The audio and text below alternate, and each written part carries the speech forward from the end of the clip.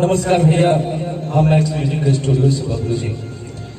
आज हमने के स्टूडियो में बहुत ही सुंदर कलाकार जरा के जाना जाला विशाल सिंह राजपूत आई यहाँ से कुछ आज बहुत सैड सैड लगा था नहीं है तो आई यहाँ के बारे में कुछ जाना जाओ, कहीं यहाँ के उदास बने, कहीं यहाँ के सैड बने। विशाल जी अपने बारे में कुछ बताएं। सबसे पहले तो हम भोजपुरी श्रोता समाज के हाथ जोड़ के अभिनंदन करें, प्रणाम करें। रोलन के बेटा भाई और भतीजा के समान जो भी गलती हमरा से होके ओकरा के माफ कर दो। और बबलू जी हमारे घर कहीं दूर ना हो, हमारे घर को पाले गए और काफी समय से हम गाओ नहीं बजाओ नहीं, कब सेवा के मौका ना मिल रहा स्टूडियो से, लेकिन अब मौका मिल रहा होगा जरूर आदमी गाई। रहल सवाल की सैड के तो थोड़ा सा आदमी सैड बा, कुछ सिचुएशन कुछ हालात ऐसा बा कि आदमी सैड हो चुका है। तो चलिए आज सैड मूड पे कुछ सुनाओ तक लोग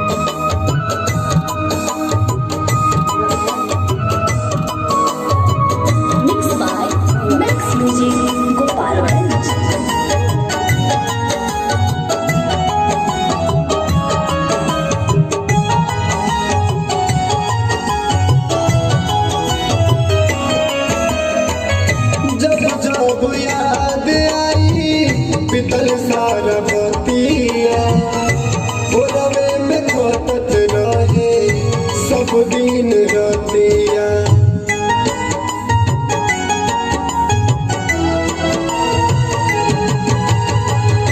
जब जब याद आई पितल सारा बतिया रवे में कटत रहे सब दिन रतिया। अब हमरा के कबो ना, अब हमरा के कबो ना दिल में बसैबू, भुला नहीं पैबू तू हमके रुला के, भुला नहीं पैबू तू हमके रुला के।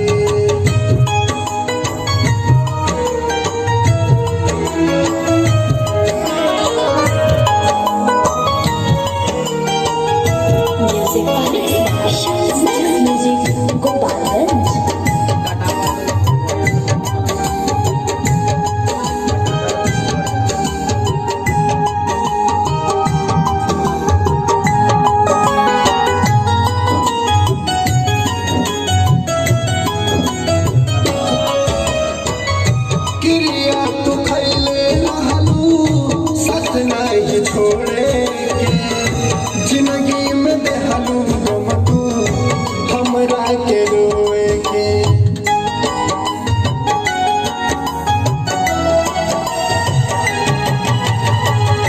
क्रिया तू खैले रहलू सच नहीं छोड़ेगे, जिंदगी में देहलू गम तू हमरा के रोवे के। विशाल सिंह के नजर से